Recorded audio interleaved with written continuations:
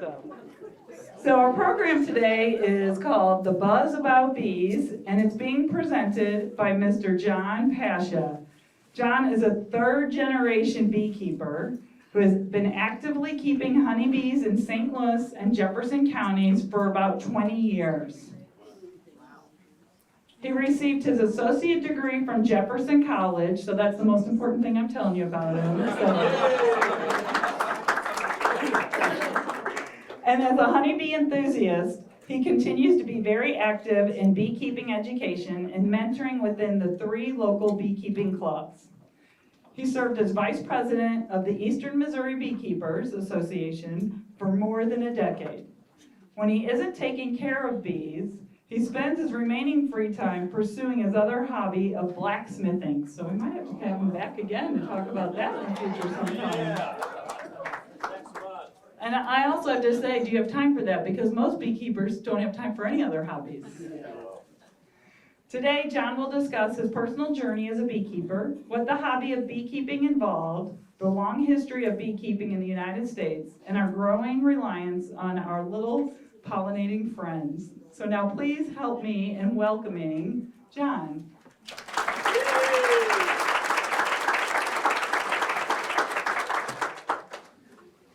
Can you guys hear me okay? All right. Well, thank you very much. I'm really impressed to see such a great turnout for especially for me as a beekeeper to talk about my favorite hobby of beekeeping. I know for sure we have one, but are there any other former beekeepers or current beekeepers here today? Okay, so we have a few. I can't tell as many fibs as I might have. Okay. So a little bit of this was discussed in her introduction, but I've been keeping bees about 20 years. I started keeping bees after growing up with bees. My father had bees when we were growing up, and then he kind of got out of beekeeping, and a friend suggested I get into beekeeping, unaware that my father had had bees, and so I started with 2 hives, and 2 quickly turned into 4, and then to 10, and then to 20, and it doesn't take very long before you get quite a few hives. So all my hives right now are in Peevely, if you know where I-55 Raceway's at, just up on top of the hill there.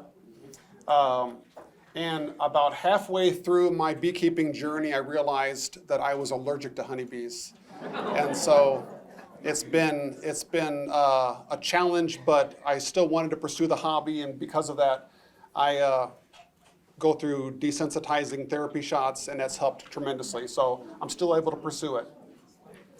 So again, my father, was instrumental growing up in being a way to connect us as kids into the natural world with hunting and fishing and just understanding the importance of everything going around in the natural world that a lot of us kind of seem to overlook because life is hectic and we often forget about some of these things.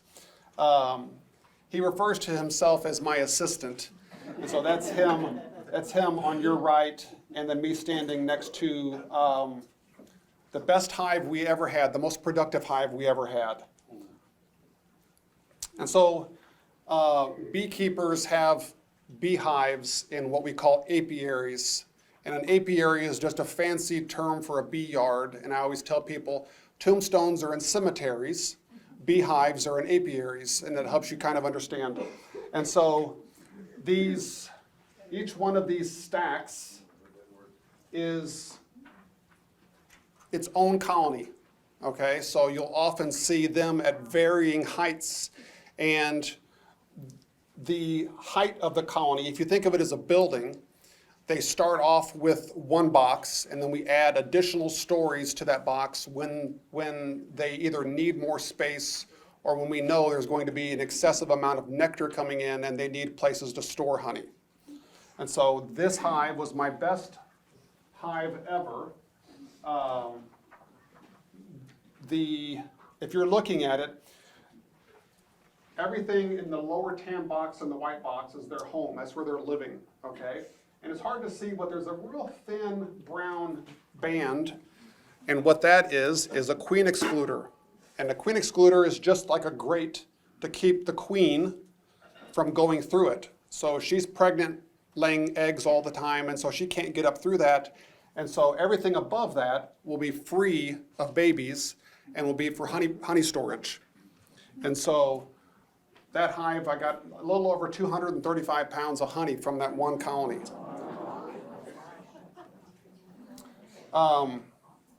There's a lot to learn about honeybees and about beekeeping. There's probably more written on honeybees than on almost any animal on the planet.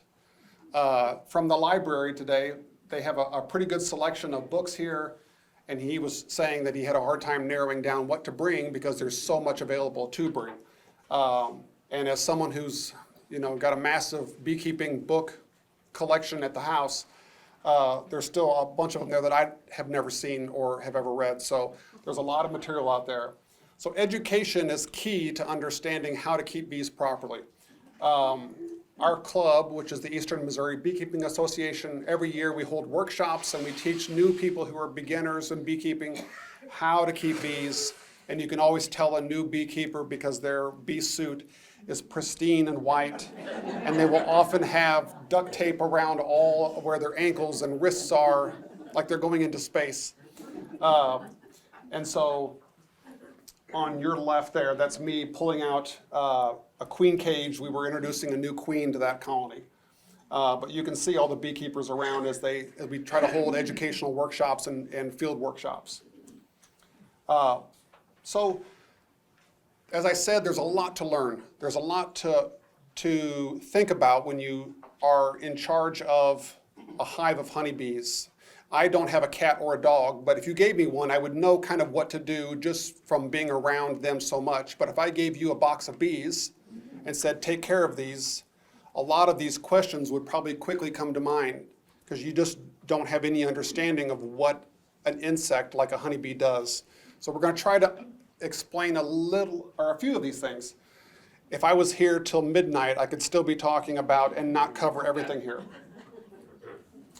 So there are over 20,000 known species of bee in the world. So specifically, I'm going to be talking about the European honeybee.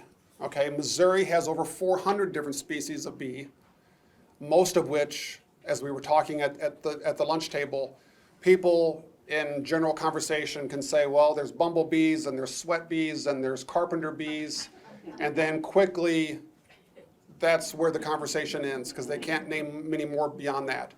And so the honeybee is unique in the sense that it grows into massive colonies that do a lot of work because of their large population.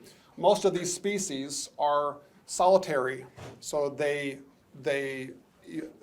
emerge, they go out through their life cycle, they pollinate different species that they kind of co-evolved with, and they die off, and most of that happens without you even being aware that it's going on.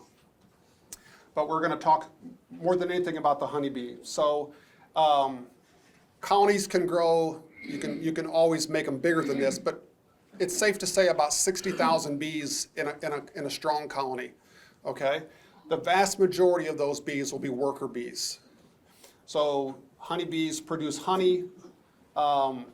1 pound jars, which are what these are here, it's hard to imagine that a 1 pound jar of honey takes about 2 million flowers to produce. There's 2 million flowers worth of nectar. And so honey really is flower nectar concentrate.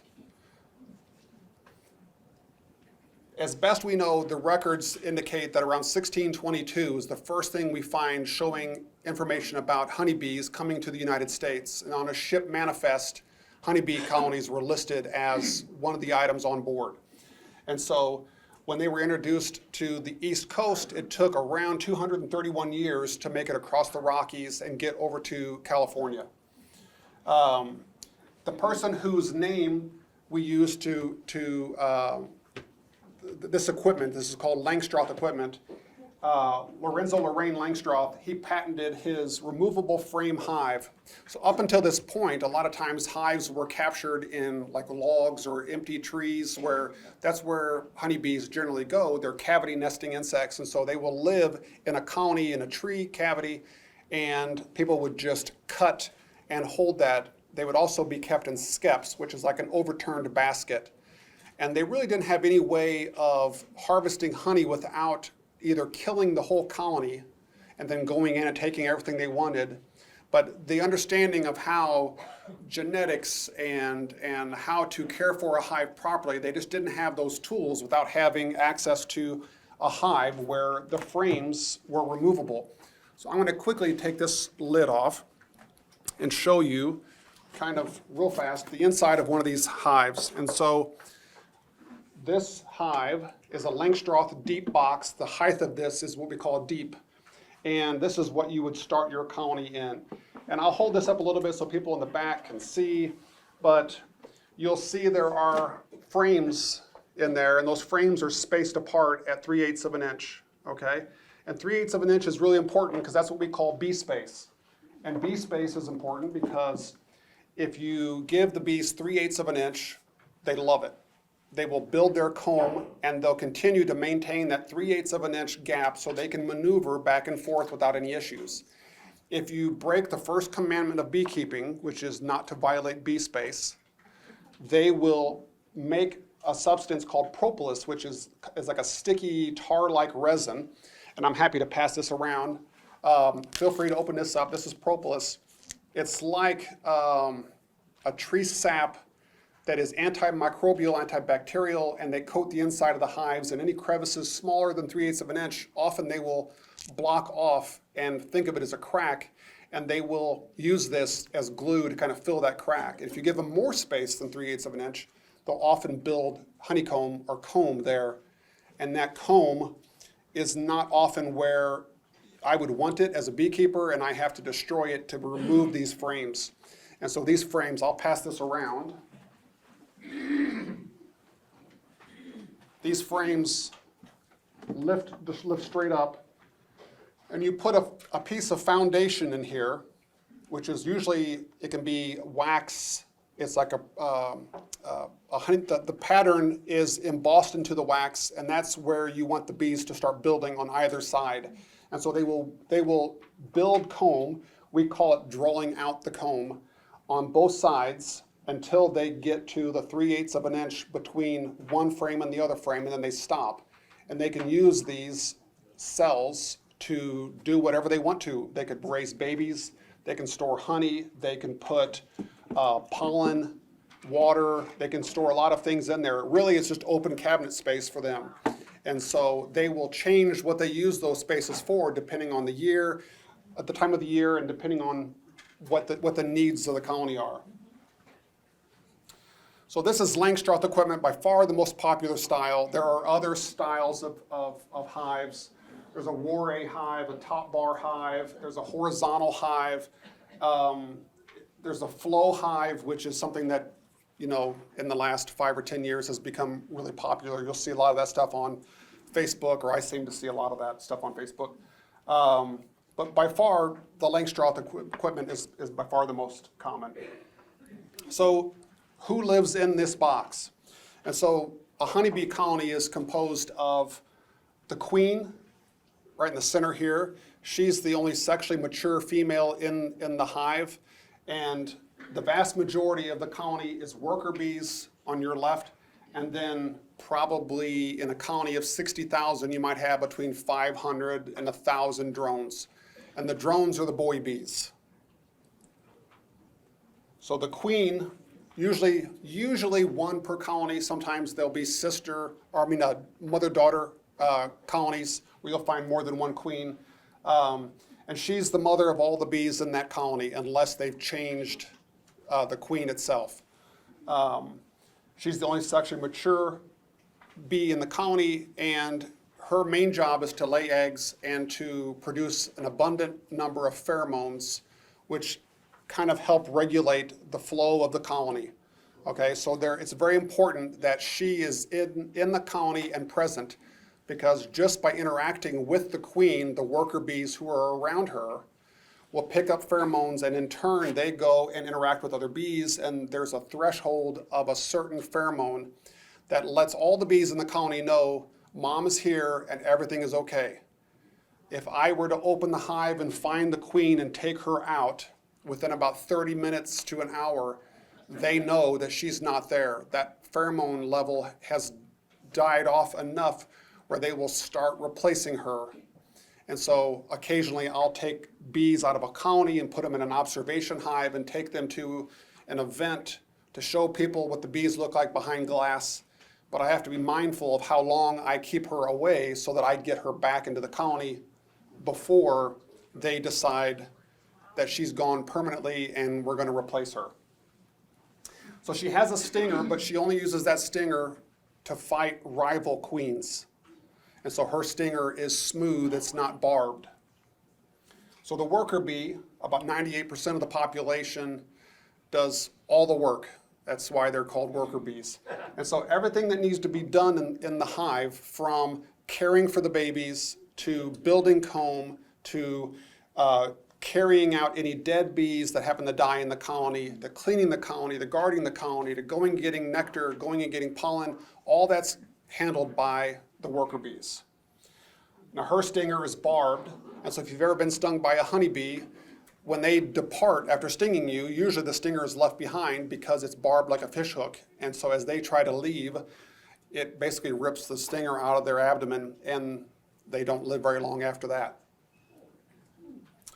So the boy bee is the drone. And so the drone, again, about 2% of the population. If you look at the drone, you'll see how large the middle section of their body is here and how large their eyes are. So all a drone does is look to spread their genetics, okay? So they will beg for food, and the bees, the worker bees feed them, and they'll go out on mating flights looking for a virgin to mate with. And if they're successful, they die in the process. If they're unsuccessful, they fly back home, beg for more food, get fed, and then try again tomorrow. And so they're born from unfertilized eggs, where all the females are fertilized eggs. And of course, no stinger. And so, without getting too deep into the weeds, because this is fascinating and I could talk about this for hours, but a honeybee queen is born and she's a virgin. And she goes, after about a week of being, after she's born, she strengthens up and she goes on her mating flights. And she'll fly further than the drones will from her colony. You don't want inbreeding from the drones in her colony with her. And so she flies further than they do, and she looks for drone congregating areas. And a drone congregating area is like a singles bar in the sky. And the bees, the drones just make laps and just fly around looking for a virgin to go through. And when they do, there's this race to get to her. And a well-mated queen will mate with 12 to 20 drones. And she'll store all of the semen from all of those encounters in an organ called a spermatheca. And a queen can live for 2 or 3 years. And she can keep that sperm viable for 2 or 3 years. And when she walks around the colony, when she goes to lay eggs, she will measure the cell with her front legs. And if it's a small cell, she'll lay a fertilized egg because the worker bees are smaller. And if she realizes this cell is larger, then she'll lay an unfertilized egg, and that'll become a boy or a drone. So if I were to go into that colony and take the queen out and kill her and put the lid back on, all they need to replace her is a fertilized egg. Because a fertilized egg is what a queen is, because she's a female, and so are the workers. And so the vast majority of eggs that are in that colony are fertilized. So they'll pick and choose 8 or 10 of them and decide you're going to become a queen. And what they do is they alter the diet of that developing larva. And so the developing larva start off as an egg. And so the queen with the larger abdomen can lay an egg at the bottom of that cell, and the egg is standing vertical. After 2 or 3 days, the egg will kind of fall over or lean over, and it's a little tiny larva. And so it takes 21 days or 3 weeks to go from egg to emerged worker bee. A queen takes 16 days because they're fed. Both of them start off as fertilized eggs, but the queen is fed royal jelly which is a higher nutritional value substance that the worker bees secrete from, this is a 50-cent word, from their mandibular glands in their heads. It's fascinating. So here's what, as a beekeeper, here's what we look at or look for in a colony. And so what you're looking at is a frame that's been drawn out, meaning the comb has been built out properly. And right here in the middle are workers that are developing. So these are all babies here. And it makes sense that if you're going to have a nursery, that you would have the food to feed those babies relatively close. If you're a worker, that would make a lot of sense. And so usually you'll have honey stored across the top corners and across the sides, and then you'll have pollen. So the honey is a carbohydrate source, and the pollen is a protein source, and so that's what they need to feed the young. So this is a little clearer image showing you the developmental stage and what we look for. We want clean, kind of white, glistening larvae. That's a sign of healthy brood or babies. And so you'll see some eggs, and often the foundation that we use, on some companies will make black foundations so that it's easier to see these glistening eggs against that black background. There's a variety of breeds of honeybee. We typically use like an Italian strain. And if you've ever heard of killer bees, I'm sure most of you have, that's just a specific genetic line of honeybees that are called Africanized honeybees. And so they're over here on the far left. And there's no perfect bee. Every bee has its pros and its cons. And so we tend to typically use Italians. So bees visit flowers basically because that's where they get their food. And so not every flower type is accessible by honeybees. Honeybees have a tongue that is only about 1/4 of an inch long. And so some species of flower have their nectaries, where they get the nectar, too far for the honeybees to gain access to. And so they will often pass those flowers right on up and will go after flowers that they can access the pollen and the honey the nectar readily. People will often tell me, I heard honeybees are going extinct. And it's like, well, no, they're not going extinct. When you think about the fact that, before 1622, there were 0 colonies in the United States. And at this point, there's 2.92 million colonies in the United States. That's just in the United States, not the world. Honeybees are far from going extinct. Other species, yes, are having major issues, but the honeybee is relatively safe. And then honeybees contribute over 15 billion to the U.S. crops through pollination. So here's a couple of these pictures that I've taken from my hives. I separated boxes one time, and the bees had built comb between the boxes, and they were filling it with honey. And when I pulled the box off and set it to the side, it ripped open some of that comb and some of that honey, and immediately the bees just go right to cleaning it up. And so you can see the honey here, and you see the bees have all just kind of come up to the feeding trough and are just licking that up, and in no time, they will clean and lick up every drop of honey, and it'll just be gone. They'll just find a new home for it, a new storage spot. So honeybees are designed for pollination, and this is just kind of a close-up picture of the compound eye of a honeybee. And honeybees are very hairy, and most people don't even realize that. But even between the individual segments of the compound eye, there are hairs. And so they develop a static charge as they fly, and that helps with the pollination. And so honeybees see in ultraviolet, and so they're on the lookout for flowers, for the nectar and for the pollen. And when they're high in the air and they're looking for flowers, of course they don't see the same way we do. And so it's just interesting to see the way a bee would see when you think about what a dandelion would look like, to a honeybee. So it's safe to say that a honeybee will travel no further than they have to. but usually a 2 to 3 mile radius from the colony. So 8 to 12,000 acres is what a colony will cover, looking for the resources that they need. Further than a mason bee, for example, but not as far as what a bumblebee. It says here 8 miles. So they're covering a lot of territory to get what they're looking for. Honeybees are able to communicate what they've found with other workers within the colony. So you'll have a large workforce and they're looking for something to do. You'll never see a lazy bee. I mean, they're always working and always, what is the phrase? They're busy as a bee, not a cat. It's a bee. So there's 2 dances that the bees will do. So let's say a honeybee worker comes in and she's found just a major source of flowers. And she will come in, she's excited, and she'll do a dance on the comb. And that dance, the orientation of this dance, if you think of it as a number 8, okay? She will travel around, and then when she gets to this straighter axis, she'll waggle her behind at a very high rate.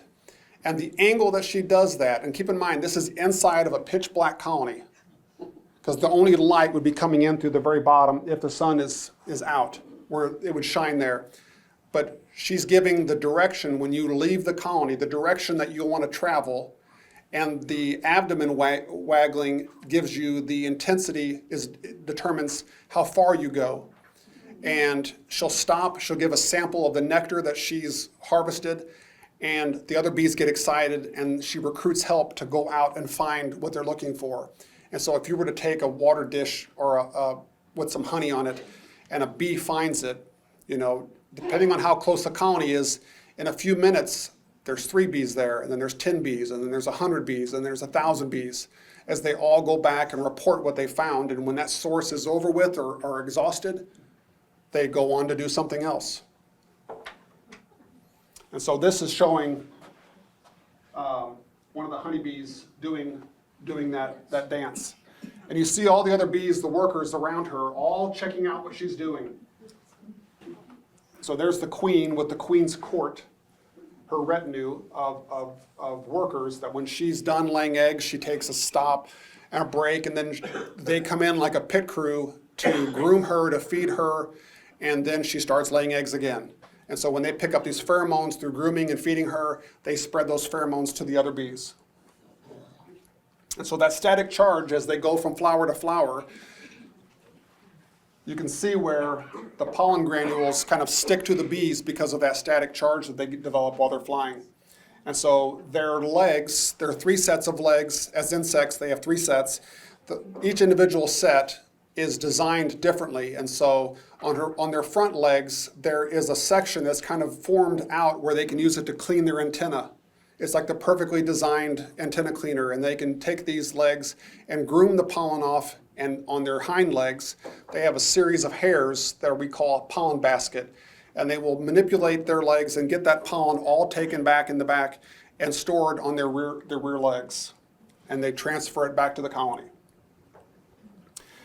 They bring those pellets of wax, pollen on each leg, and they put them into cells, and then they use their heads to kind of ram it in there and pack it in there tight.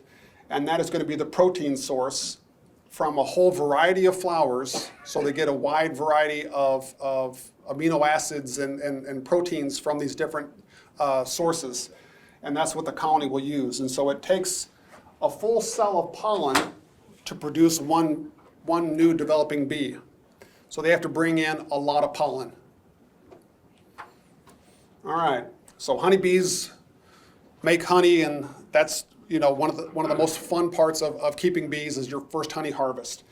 And so, as we said before, it's the carbohydrate source for the colony. It's what they use for their food, and it's essential for overwintering to survive winter. They have to store enough honey. And so the flowers that are blooming in April are not the same type of flowers that are blooming in May and June. And so as the flowers are different, the nectar is different. If the nectar is different, the honey is different, since it's really a concentrated, or honey is nectar concentrate. And so fall honey will generally be very dark in the St. Louis area. And early sources of honey will be much lighter. So honey is stored in these combs, a little shorter because we call those boxes mediums because they're the medium height, nothing really crazy with the names.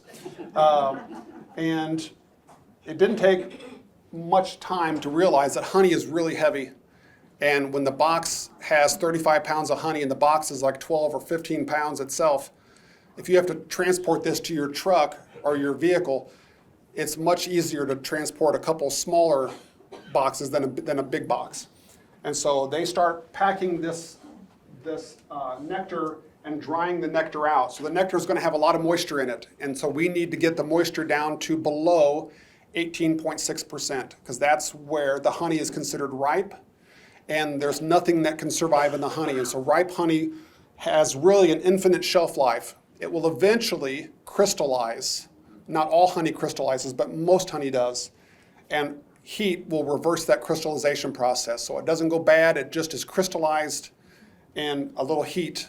On a hot day, I'll put my jar of honey on my dash of my truck, roll the windows up, and in the sun, when I get back from work, it's liquefied. I take it back in and put it in the kitchen cabinet. And if you have to do that, generally that means that you are not eating honey fast enough. So once they've stored the honey and the nectar in here, as a visual cue, I as a beekeeper am looking to see that the frame is full and it's capped, meaning that they have made a paper-thin wax lid. I can pass this around if you guys want to see it. These are just some washed wax lids that I have to remove to get the honey out. So think of it as a lid. And so they will cap off the honey cells, and that's a full capped frame of honey. That frame will have about 3.5 pounds of honey in it. So I got to get those caps off before I can spin it in my extractor to get the honey out of the comb. So we've talked about a majority of that. People are often surprised that for beekeepers, you've got a 12-month calendar year, but in this area, the honey season is like May 1st to the 4th of July, maybe the 15th of July, depending on how much rain we get. So you have a very short period to gather the honey. And when it comes, you want your populations to be as high as they can be so that you have a big workforce to go out and take advantage of all the flowers that are blooming during that short time. Because after the 4th of July, it gets really hot and really dry, and the flowers don't produce the nectar because there's hardly enough moisture in the ground for them to survive, much less have excess to dedicate to attracting pollinators, okay?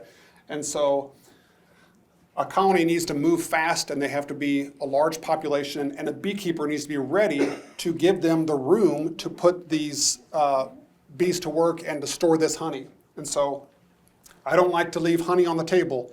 And so if I can make sure and monitor that they've got enough room, and if they're filling up a box, to put another box on. So you have to have a lot of extra equipment. And so as beekeepers, we look forward to the black locust bloom, which is the first week of May generally. Sometimes it's a miss, sometimes it's a hit. It all depends. There are some years where it turns super cold and we just don't get anything out of it. So about every 6 or 7 years, you'll get a really nice black locust harvest, and it produces a honey that looks like diluted Bud Light. I mean, it's just, you can read a newspaper through it. I mean, it's really an amazing honey and pretty sought after. If you get a crop of that, a lot of other beekeeping buddies will say, hey, you got any extra? So just to give you a quick abbreviated rundown on how we extract honey, or how does the honey get from the box to the jar. Once that box is full and it's ready to harvest, there is a lid that we can put on that has a piece of felt, and you can spray a repellent that smells just like maraschino cherries. And it smells amazing, but the bees hate it. And so I put that lid on, and the bees want to run out of the upper box down into the lower box. And that removes the majority of the bees. But what we find works as fast or faster for those bees that are, kind of stubborn, is a leaf blower. you can take a leaf blower, not a gas one, we use an electric one so there's no fumes or oil being burned through the fuel. And you just turn it on and blow all the bees right out in front towards the hive. And then you have a box that's empty. You take that box home. We have an extractor set up, and an extractor is what you see down here. It's like a stainless steel drum, and there's a cage that spins on the inside. And once you take the wax lids off of both sides, you slide those frames into the extractor, spin it, and it just throws the honey out of the comb, but keeps the comb intact so you can reuse it. And so at the bottom of that honey extractor, there's a gate, and the honey just goes into this kind of a deep, kind of a screen really is all it is. It screens out any loose pieces of wax that we might have missed, and you're left with just honey in the bucket. And so from there, there's no processing. It's just poured into a jar, and it's ready to sell or use. So that's just a picture of me from a long time ago looking at a frame, checking to see how much nectar was in it. Very often they will start filling from the middle and work their way out. So I was looking at the middle of that frame. We've talked about that. And so pheromones, since the queen produces a lot of pheromones, there are other pheromones that are key to the colony. The stinger has an alarm pheromone that lets other bees know, hey, we've had a problem, come check this out. And there's a nasonoff pheromone that the bees will use if there's a disturbance. They can fan a pheromone that's on the bottom of their abdomen, and that lets everybody know, like a homing beacon, to come back here. Here's where home is at. So we've talked about the fact that honeybees are pollinators. You know, your breakfast would look a lot different if you didn't have pollination, if you didn't have what the pollinators add to your diet. Not only for us, but for other animals, berries and nuts and stuff that other animals eat. About a third of our diet is based on and affected by pollinators. And so that's just a picture of a commercial beekeeper who is making their rounds across the United States, bringing their hives to one plant species or another that needs pollination, and they pick them up, take them where they've got to go, unload them, and then they continue on to do their work. There's plants all around the United States that need to be pollinated, different crops, and honeybees are the best at doing this. This is in February. This is in the orchards in California where almonds bloom. You know, pollination is happening in February where it's super cold here. All the commercial beekeepers take their bees there. This is a talk in and of itself, but this is a varroa mite on my hand, showing you how tiny they are. That's like a tick for a honeybee that creates a lot of health issues. If you've heard about the struggles honeybees have had, that's the reason. That's a honeybee swarm, and honeybees swarm because they want to reproduce on a colony level. So that's how a colony grows in strength and then splits, and half of them stay and half of them go off to start a new home. And then what do bees do during the winter? They stay put. They don't go south. They stay in that box. They consume the honey they've stored, and they generate heat. And you can see the heat signature of that box there. So they keep that inside about 78 to 95 degrees, depending on if they're raising babies. It doesn't matter what the outside temperature is. They keep the inside of that box at that temperature if they're raising young. And so if you don't want to be a beekeeper, plant for pollinators and then support beekeepers who have honey and other things that they would like to sell. And I think that's it. And so here's our club information. The local club to use, the Jefferson County Beekeeping Association. There's their website. And anyone interested in looking into bees, we do have a beekeeping supply store in Fenton in the Gravois Bluffs area. So I think that's all I've got. So.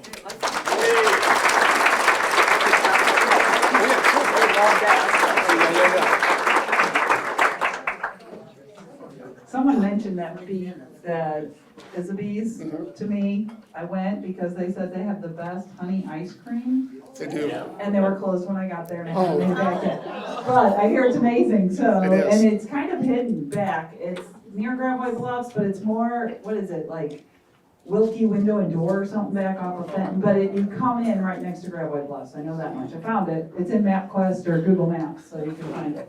Okay, so we have some questions. Okay, I'm gonna start here and then I'll work my way back. John, about how many eggs does a queen lay? So the queen, thank you, Ray. The queen will lay about 2,000 eggs in her prime a day. And so the population of a colony, even though they're losing bees, it will continue to grow this time of the year. So as a beekeeper, this is really an intense time of the year because things are warming up and the queen is kicking into high gear, and so our colonies are growing and growing. And so beautiful days like today are days where you want to get out and take a look at your bees. And also, I know you learned a lot from your father. Would you want to introduce him? Oh, sure. So my assistant, my dad, some of you may know him already. He's John the Barber in Peevely. Yeah, I just tell everybody, if you happen to see a swarm, call John. yeah, yeah. Yeah, call John. Oh, I wanted to ask you, if we see a honeybee, does that mean it's always from a beekeeper? Or can they just fly free? so good question. So if you see a honeybee, is that from a beekeeper? And the answer is maybe, maybe not. So honeybees swarm, and as a beekeeper, I'm always on the lookout for swarms because I can capture a swarm and then add another hive to my grouping of hives in my apiary. And so if I happen to find a swarm or someone goes out and says, hey, there's a swarm of bees, I come get it, I collect it. But very often the honeybees fly to a tree cavity. They found a new home they want to go to, and those are just feral bees now. And so if you're seeing honeybees, there's a chance that there's a colony relatively close to you, but it could be from a managed hive or it could be just from a wild colony. It's just no way of knowing without doing something called beelining, and that's trying to track that bee back to her colony. Other questions back here? Okay, I'm gonna come here, and then I saw one there, I'm gonna see one here, I'll come back around. Is it healthier to eat local honey than to get honey that was from another state or another country? So I would say yes, it's healthier. The main reason is because the United States produces about 1/3 of the honey that we consume. So 2/3, the vast majority, is not even from the United States. Okay? Most of the time, as we talked about, honey will eventually crystallize. There's only 2 or 3 different types of honey that won't crystallize.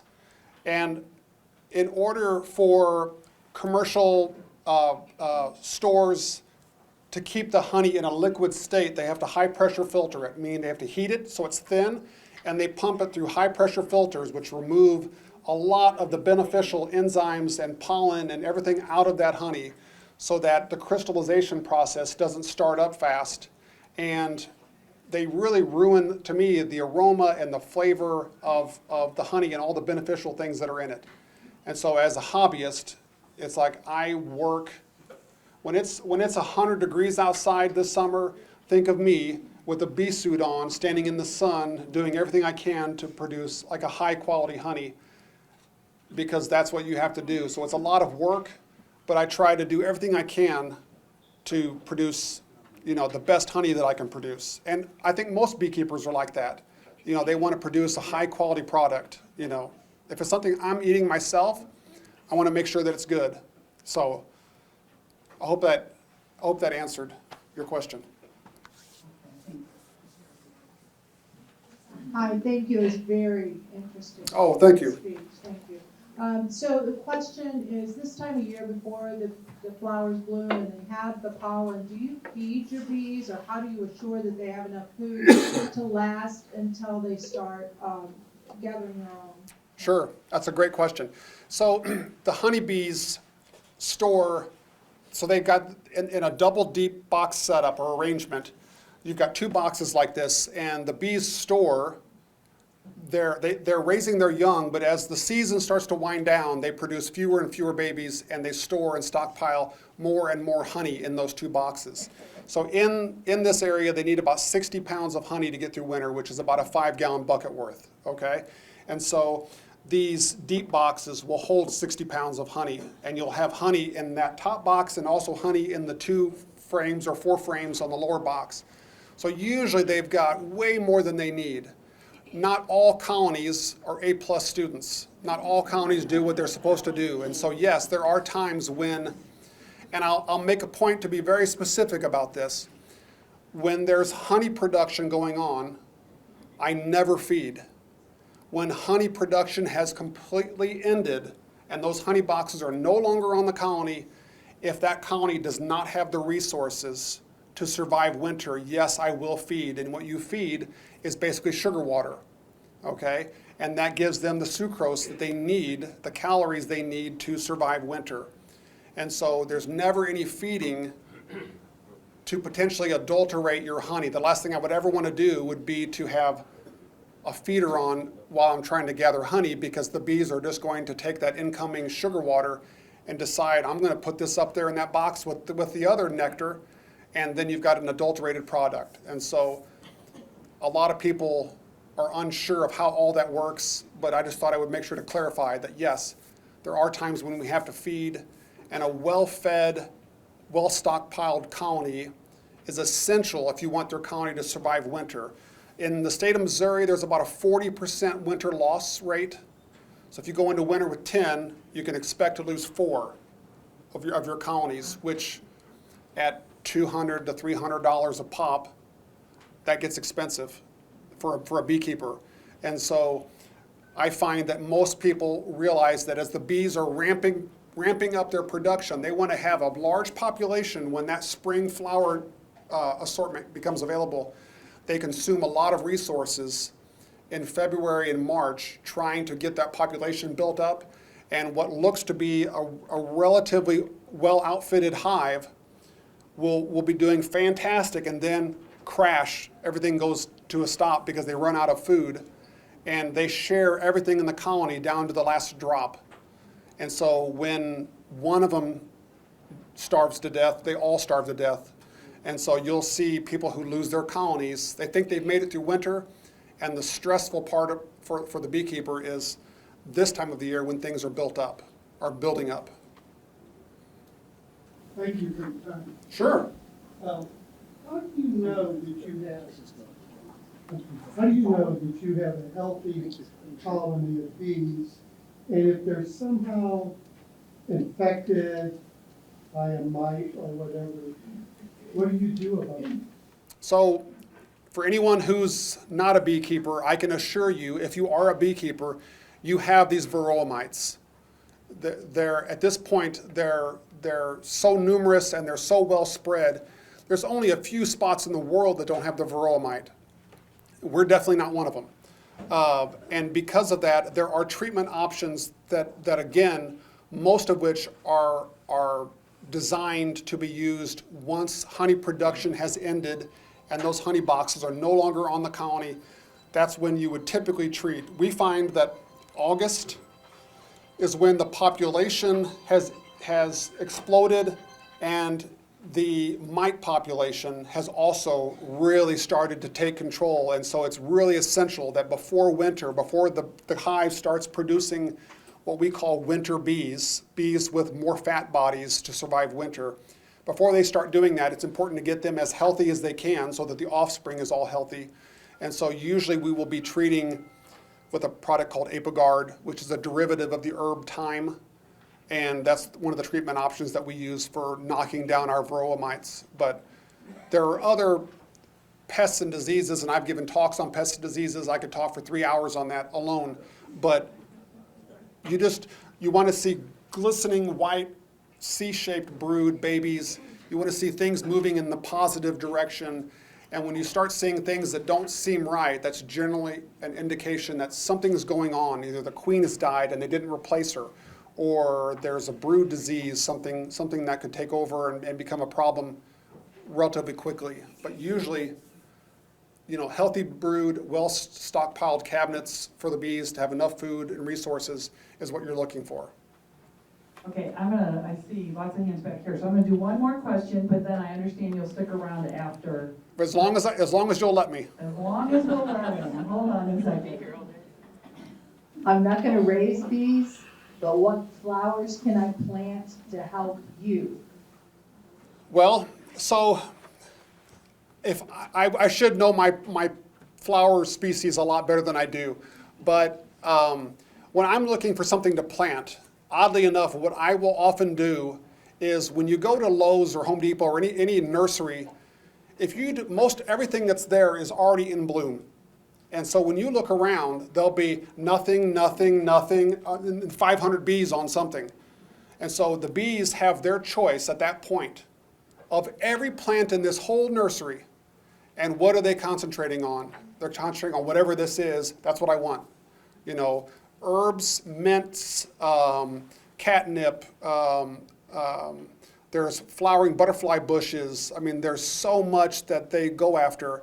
And my honey is listed as wildflower honey because they're getting this nectar. Remember, 2 million flowers for a pound. They have to be getting nectar from everything that's blooming that they can gain access to. And so blackberries, all the berry plants, you know, different flowering trees are bringing all that nectar back. And so we just generally call it wildflower honey. But yes, there's a ton of things to plant. But, you know, your local nursery or plant center would definitely probably have a better list. And there's a lot of grow native lists also that you can find online that'll tell you, you know, good things to plant depending on what you have available as far as sunlight and shade and stuff like that. You're welcome. Okay, let's give a big round of applause again. Thank you. Thank you. Thank you.